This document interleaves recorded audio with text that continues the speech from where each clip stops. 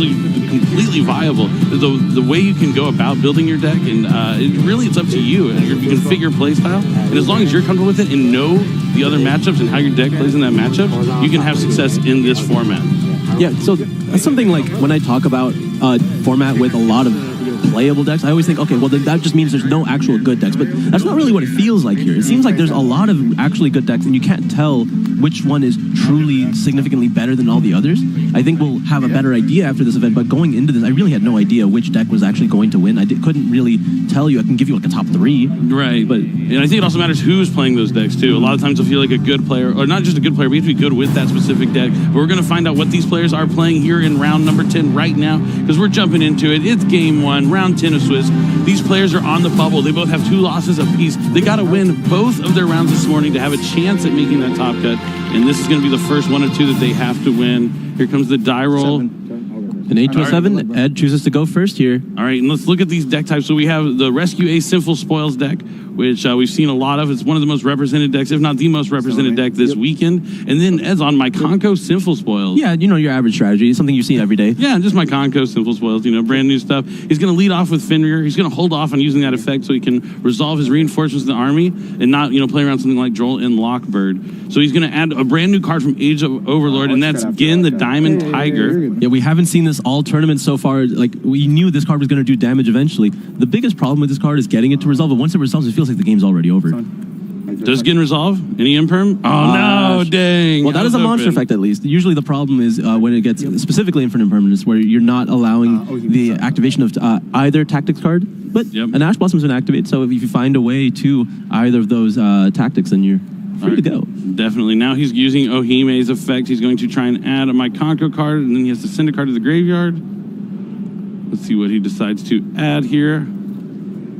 For what it's worth, I do Ohime discards, and Ed is a huge Dark World fanatic. I mean, yeah, when everyone saw Ken and Gin, the Dark World was the big cards everyone was talking about. And I really thought when Ed told me he was playing Ken again, he was going to be using Dark World, but no, he found a different strategy. But he has some pretty cool stuff. So he adds the opening ceremony, or the grand ceremony to his hand. Just giving up the other Fenrir, another, that seems to be great Mikanko ceremony. Yeah, another very powerful use of Fenrir. Not powerful, but it feels ideal when Fenrir just adds a free card to discard for all these powerful effects. Yeah, it's just kind of like in Pearly, where you can splash it and you're going to have to send it. So now he's going to use the ceremony, and that's going to special summon the Ohime from the hand. Yep. He's going to just use he's using ceremony immediately to go ahead and send a Mikanko spell trap from the deck to the grave. Looks like Arabesque. Activate target. Yeah, what does that spell do? Basically, I equip it onto the monster, and the monster can't be destroyed by card effects. And then I can I can basically swap places with the monster and another card into the deck. The card bounces. He was explaining it very well until the end there. So yeah, he's going to equip Arabesque, and then he can return a monster to special summon Mikanko from the deck, I believe. Quite a few of the Mikanko equip spells give the effect that the monster equipped cannot be destroyed by card effects. Not all of them, but Arabesque is one of them. And then he's able to swap it out here. So he's going to return the Fenrir. Hare. He's going into Hare. Switch. Hare allows him to add a Mikanko spell While I play. while there's an equip on the field. Is that Fire Ceremony? There's so many different Fire ones. Dance, yeah, right? Okay, Fire Dance. All right. It looks like he's going to be Link summoning with Gen and... All right, into Isolde. All right, here we go. We get to see some of the Isolde combos. I do believe he is packing some Infernoble cards like Renaud into this deck. We see the Axe of Fools right on the top of the deck. Axe of Fools. Oh, man. I mean, he's probably about to send that to the graveyard for Renaud. Okay, so he added Renaud, so he's not going to be using Renaud this turn. Maybe he has a different warrior he wants to summon. Is he sending 4? I feel like he might be sending 4. It looks like that. Oh, that's 3. Okay. What could that be? Another Gen? Is that card once per turn? Or is it Ken? Oh, it's Ken. Oh, this is so cool. We get to see Ken again. So this is a cool deck. I'm glad we have Ed up here. Ken, he is not Dragon, disappointing. he's Knuff. He is Knuff. And he's going to summon Gen the Diamond Tiger to his opponent's side of the field. And then since Gen was summoned by Ken, he's going to force Tristan to discard a card from the hand. He's going to discard another copy of Ash Blossom and Joyous Spring. Let your opponent still decide.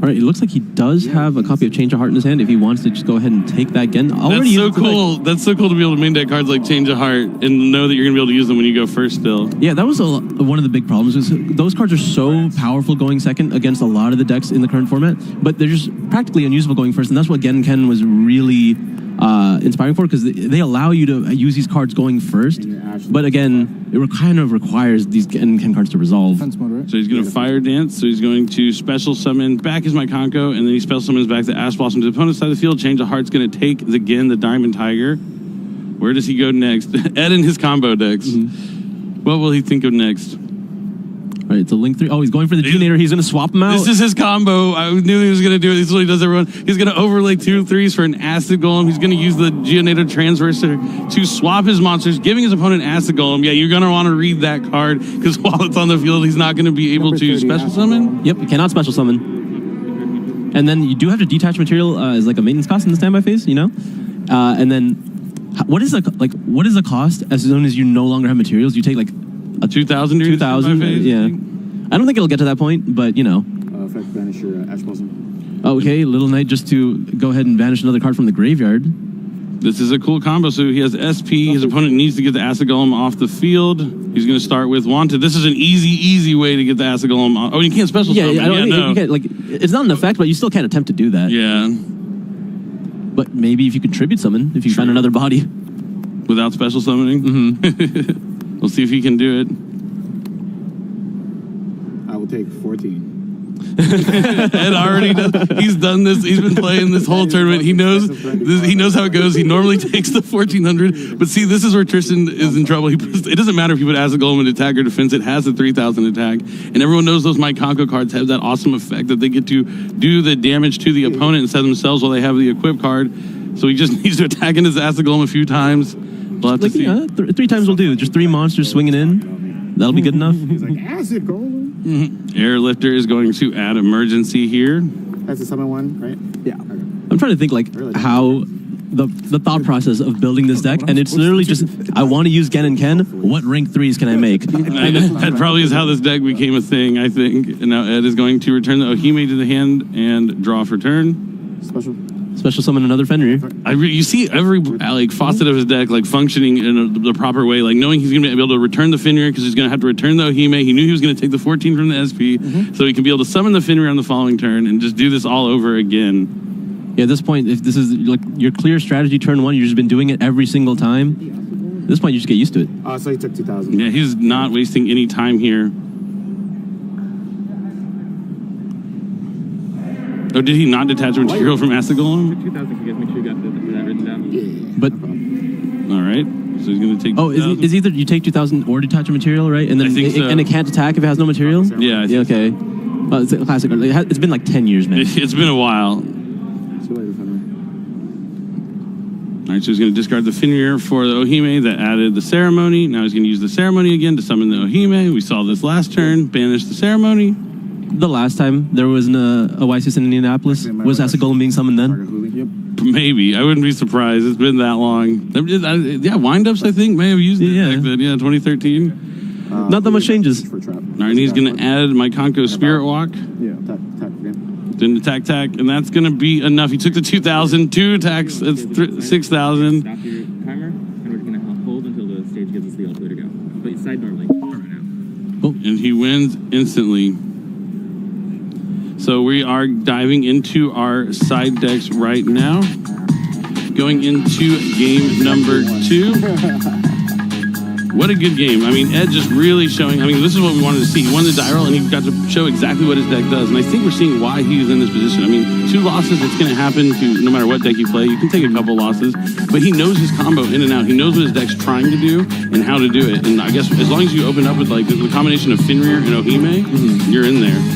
And I guess he also had the Diamond Tiger, or Diamond Tiger. Yep, I had it right. Yeah. I'm always worried about getting Gin the Dragon Warrior, Gin the Diamond Tiger. Yeah, it was a pretty strong opening. He had access to Fenrir, he had access to Ohime, he had already had access to Gen via Rhoda.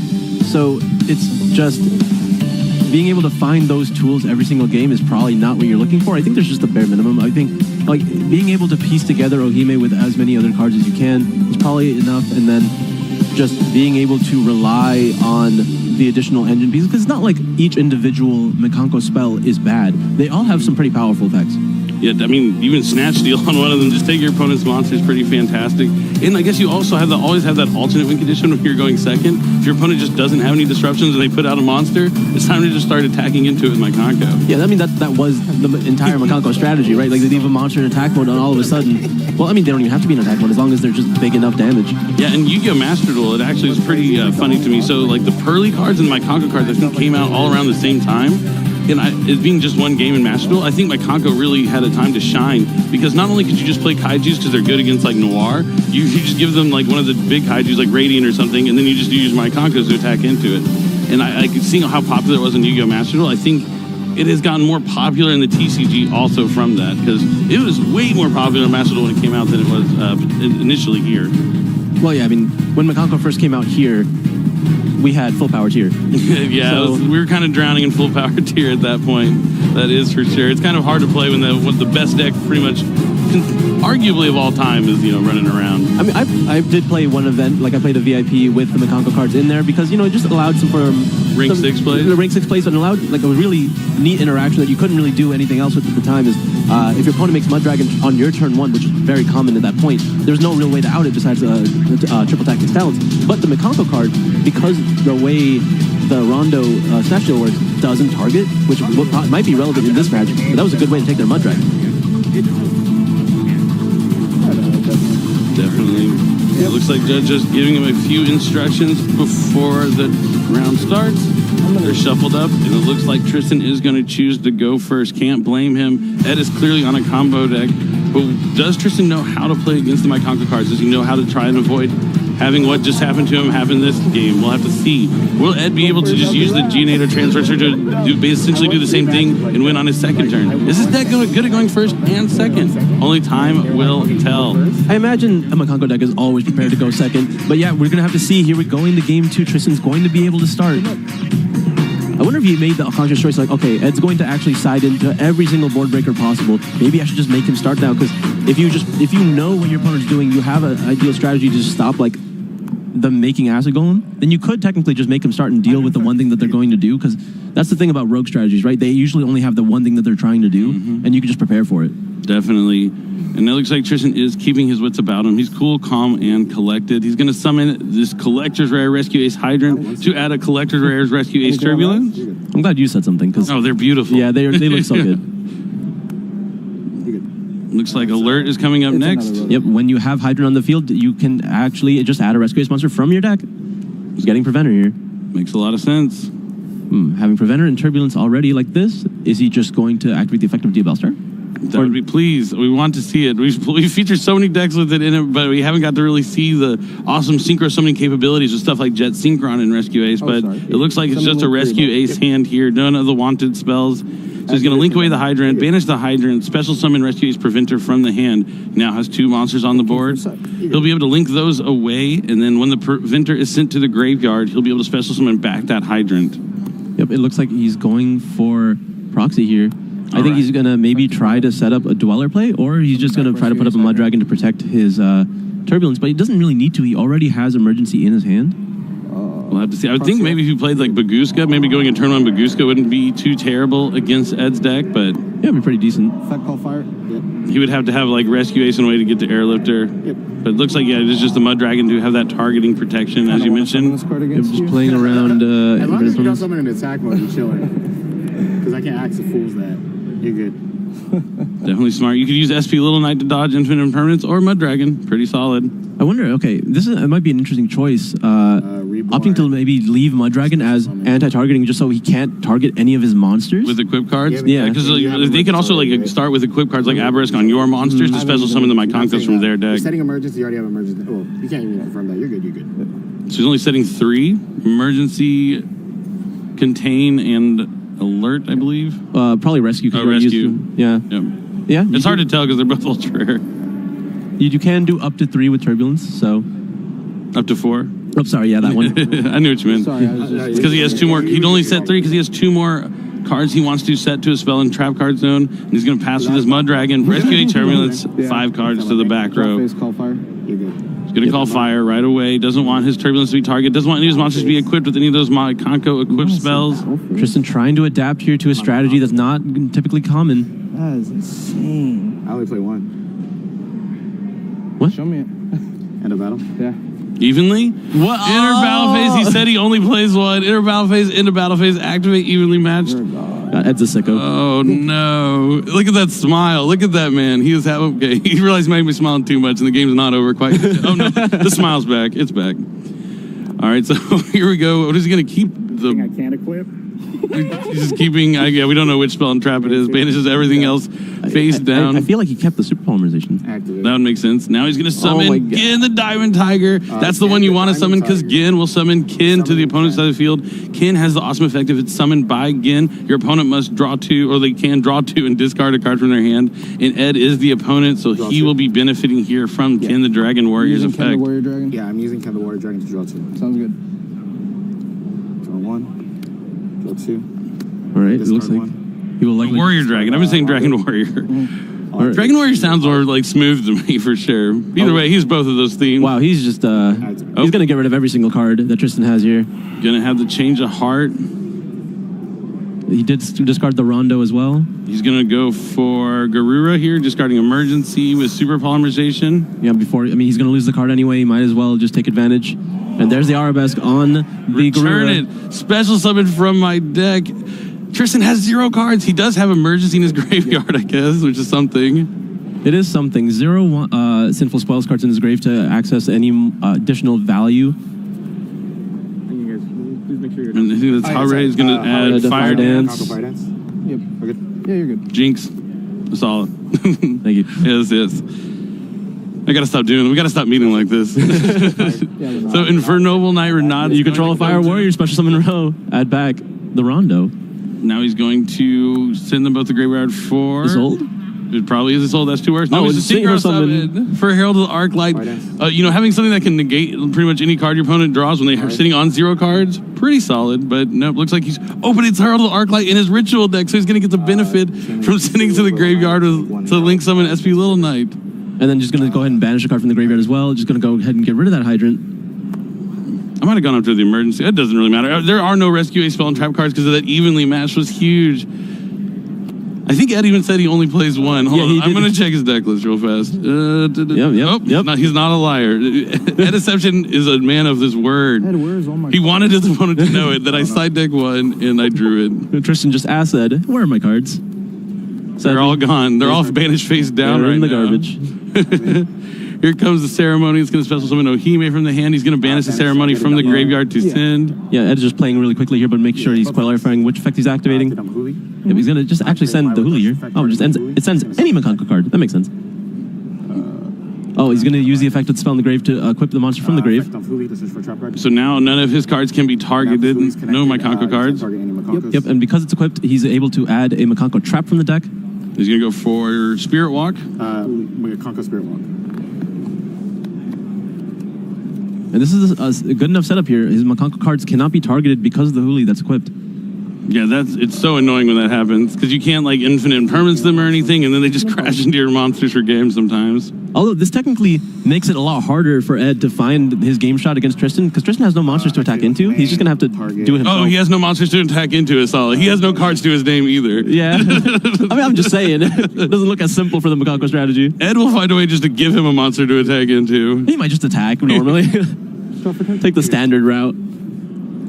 I like you seeing the silver lining. At least he's not going to be able to attack into any of these monsters in the game. Okay, so the Ohime returns back to the hand, and he draws. It looks like, yeah, Tristan just drew first turn pass. In phase, the Ohime returns thanks to the ceremony. Oh, you're good. And now he's going to... The Arbush goes to grave because it no longer has an equip. Using Ohime again. Going to reveal the Ohime, gets to add a Mikanko card, then discard a card to the graveyard. Another ceremony here. Consistency is key with this deck. He's going to discard it again, maybe? Or just a Rondo? Or yeah, that's Rondo, right? Yeah, there's no monsters to take here. And we're normal summoning again. Would like to draw more cards? We go again. Here we go again. No, he probably only plays 1 Ken. Okay, that makes sense. Goes into Isolde. No effect to add, just going straight to send some equip spells here. Axe of Fools. There it is. Oh, no, okay. There's probably Arabesque. cited it. And Axe Oh, Fools. there it is. I am the fool. How many more do we got? Just 2. It's 2. I don't think I can resolve it. Yeah, he does Oh, not have 3 no. equip spells anymore. You're good, you're good, you're good. Have you received one in the tournament so far for that? Let me make sure I can resolve it first. Oh, he might be able to do it for 1, like in because the Renault's already gone 2. Yeah. No, I've not received any PE minus this whole weekend. From my No, prior knowledge. just playing a little quick here. Then, you know. Yeah. He just didn't count his equip spells. Not a big deal. Maybe a big deal by giving Tristan some more time in the So, game if he made a how mistake. do You were actually, I was making fun of you about having no monsters to attack into, but it might become a problem with just giving Tristan a couple turns to draw into something. All it takes is 1 airlifter. That's really all it takes, yeah. I just don't want to commit. Ed rattled here when things were flowing so smooth. It looks like he is just going to attack for 1600. Yep, not capitalizing here, not doing a whole ton of damage. Just still Hooli's there, so he prevented from. Oh, just an Ash and a Droll and Dream. Yeah. No airlifter, no way to get to airlifter. All right, we go again. We Yo Hime. Can we add another ceremony, or maybe we just go for an Arabesque at this point? Oh nope, we're gonna add. Is that Hare? Hare? Yeah. Pitch one, right? Yeah. What's he gonna get rid of this time? Oh, that's a No. little confident. We're just gonna get rid of the Ash. Okay. And there's a Droll and Awkward. Yeah, I'll rip the card from your hand. Tactics is gonna take the last card in his hand. I would have just drawn 2. Oh wait, no, he's under Droll. Okay. He's under Droll. I think he would like to, but all right, 1600 once more. Yes. Yes, sir. Steady. Slow and steady. Yep, I'm at 48. Yep. Can win the race. He did take away 2 more cards from Tristan, so it's pretty. Now solid. airlifter. Airlifter. Rescue Ace airlifter. Oh, that's a come on. buster. Okay. Can't use that. One more turn to go. He could survive 1600 at a time. He's going to have a few turns. All right, well, now if you're learning how to beat Mikanko, just don't summon any monsters. Maybe if he just didn't play any cards turn 1 and got to try and go on the other side. I don't know. It's still a combo deck. Oh, he can still do this Geonator Transverser combo. All right, there's the dog run. Thinking here. No problem. Classic Kaiju with Mikanko matchup. All the Mikanko cards basically have 0 attack, so he's going to need This is Mikanko Sinful Spoils, but where are my Sinful Spoils? I want to see the wanted cards. They're definitely in his deck somewhere. We just haven't had a chance to see them. Sorry. All right, we're normal summoning, and we're going to start. Because of my Dorset. He was reborn from the grave, so it is banished now. Okay, that's a Hida, just a link summon. Is he just going to go into maybe something along the lines of? 34. Yeah. Okay, just not even. 50. Yeah, 34.50. Just trying to get some more damage across. It's crazy it takes this many turns to finish the game after clearing all I his wasn't cards. lying to you, man. Yeah, you're right. He didn't have any monsters, can't do the damage. All right, Dorset. All right, gets another monster there.